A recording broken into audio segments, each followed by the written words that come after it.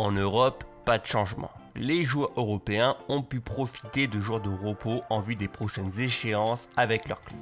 Seul Roberto Mancini, sélectionneur de l'Italie, a décidé d'effectuer un stage de 3 jours pour remobiliser ses joueurs en vue d'une future qualification. Parmi les affiches des barrages, on retrouve alors 3 groupes de 4 équipes. Les Pays-Bas, 19e à la FIFA, démontrent une certaine union collective et pourront utiliser cette force contre l'Autriche.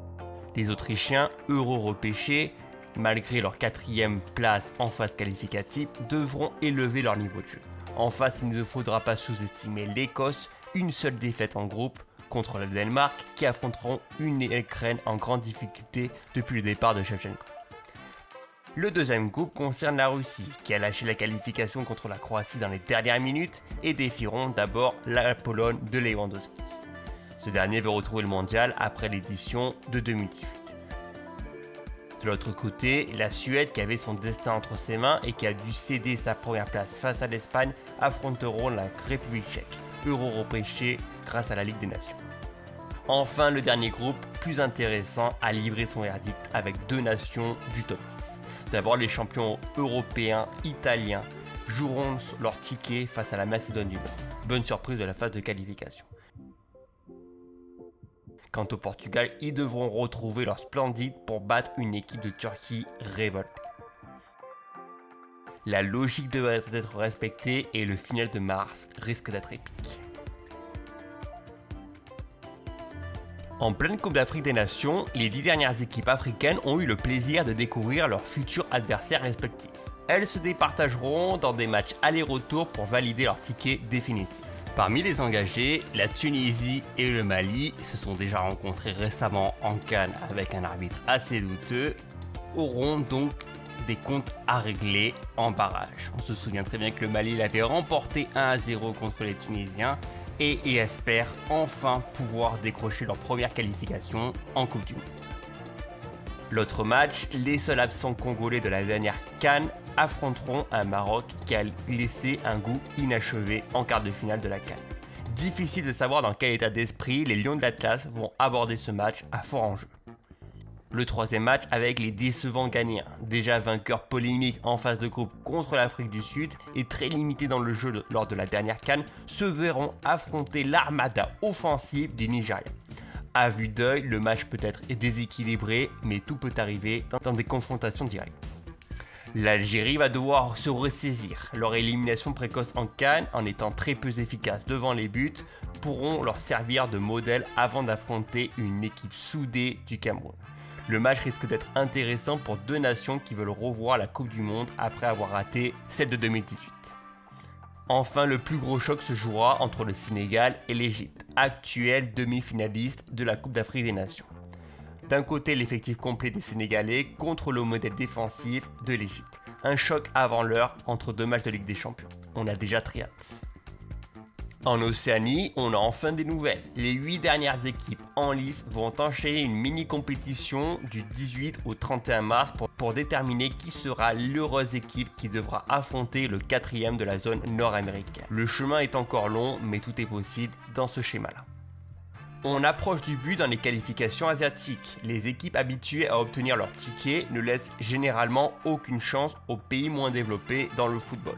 Dans cette qualification de 2 groupes de 6 équipes, les 2 premiers valident leur ticket directement, alors que le 3e de chaque groupe s'affronteront dans un barrage en juin prochain. Dans le groupe A, c'est fait. Sans véritable opposition et avec 10 points d'avance sur le 3e, l'Iran a validé son ticket pour Qatar en s'imposant d'abord contre l'Irak 1-0. Et enfin, leur deuxième match contre les Émirats Arabes Unis 1-0 était juste une formalité pour se préparer pour la suite. De leur côté, la Corée du Sud a validé 6 points décisifs, d'abord contre le Liban, puis contre la Syrie 2-0. Privé de Han Min-son blessé, c'est le joueur des Girondins Hwang qui a évolué en attaque. La 3e place de ce groupe devrait se jouer entre les Émirats Arabes Unis et le Liban. Dans le groupe B, rien n'est encore fait, en partie à cause de l'écart faible entre la première et la 3e place. Dans un succès d'élan, les Japonais effacent leurs 2 défaites des 2 premières journées et enchaînent un 5e succès consécutif. C'est surtout qu'ils ont mis à mal respectivement la Chine et surtout l'Arabie Saoudite dans le choc de ce groupe B. Un succès qui les rapproche de leurs concurrents directs, mais surtout de prendre la deuxième place devant l'Australie. Ces derniers ont d'ailleurs particulièrement échoué en faisant un match pauvre contre Oman de partout. Les hommes de Graham Arnold vont avoir un calendrier particulièrement compliqué en mars en affrontant le Japon puis l'Arabie Saoudite. L'Arabie Saoudite de Hervé Renard se rapproche petit à petit de leur qualification avec 19 points au total. Il faudrait un concours de mauvais événements pour empêcher les Saoudiens de participer à leur 6e mondial de leur histoire. Il ne leur manque que 3 points pour valider leur titre. Pour le reste, l'Oman, la Chine et le Vietnam sont officiellement éliminés. En zone Amérique du Sud, c'est toujours aussi indécis. Impossible de déterminer quelle nation accompagnera l'Argentine et le Brésil. Les 4 premières nations seront directement qualifiées alors que le 5e jouera un match de barrage contre l'équipe asiatique sur un terrain neutre du Qatar. Malgré leur qualification, l'Argentine ne laisse aucun cadeau aux autres équipes. La Scaloneta démontre un véritable rendement, aussi bien dans le jeu que dans la construction. On sent une véritable force collective qui se démontre sur le terrain. Actuellement, les hommes de Scaloni n'ont plus perdu un match depuis juin 2019.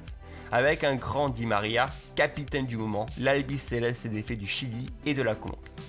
Il en est de même pour le Brésil qui démontre une véritable force offensive en écrasant le Paraguay 4-1, désormais éliminé de toute chance de qualification.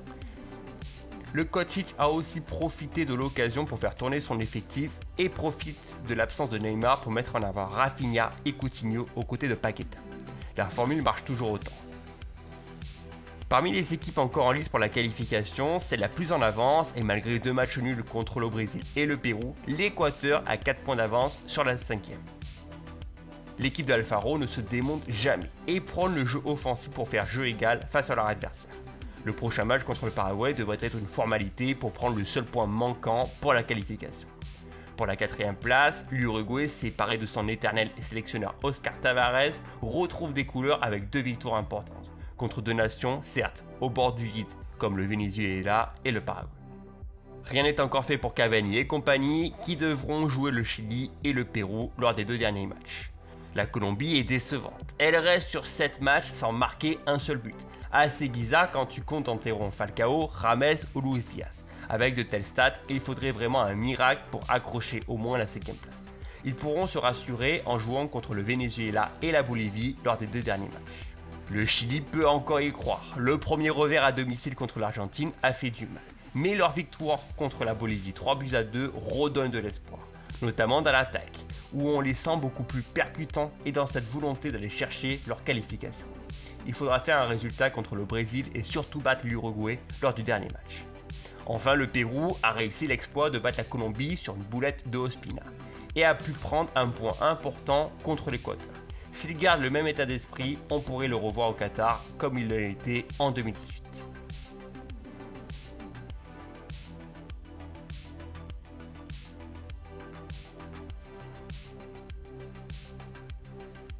Il reste désormais plus que 2 matchs en zone Amérique du Nord et les 4 premiers ont une opportunité en or pour aller au Qatar. Des équipes ont pris le devant, d'autres reviennent à hauteur des premières places et d'autres déçoivent surtout dans leur jeu.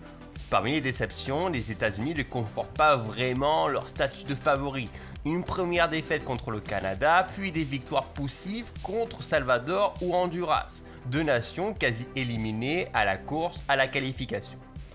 Même s'il est vrai que les conditions climatiques n'ont pas vraiment aidé dans le jeu américain. De l'autre côté, les Canadiens ont pris les rênes de ce groupe en dominant les Américains 2-0, puis en bonifiant ses points pris contre le Salvador et Honduras également. Il ne leur reste plus qu'un seul petit point pour assurer définitivement leur ticket pour Qatar. Une grande première depuis 1986. Le Mexique aussi est en grande difficulté dans le jeu proposé. Eux, habitués au mondial, sont seulement 3e. Une première victoire difficile contre Jamaïque à 11-10, puis une autre victoire plus poussive contre des concurrents directs comme le Panama et un pauvre match nul contre le Costa Rica. D'ailleurs, les partenaires de Keylor Navas ont pris des points importants dans la conquête de la 4e place de barragiste. Une victoire courte contre le Panama les ramène à seulement 1 point de leurs concurrents directs. Leurs 2 derniers matchs seront décisifs contre le Canada puis les États-Unis. Enfin, le Panama a lâché 6 points précieux contre le Mexique et le Costa Rica, et sa 4e place de barragiste est loin d'être assurée. La nation latine se confrontera lors des 2 derniers matchs en affrontant respectivement Honduras et les États-Unis. Au classement, Salvador, Jamaïque et Honduras sont officiellement éliminés alors que le Canada et les États-Unis ont pris une option.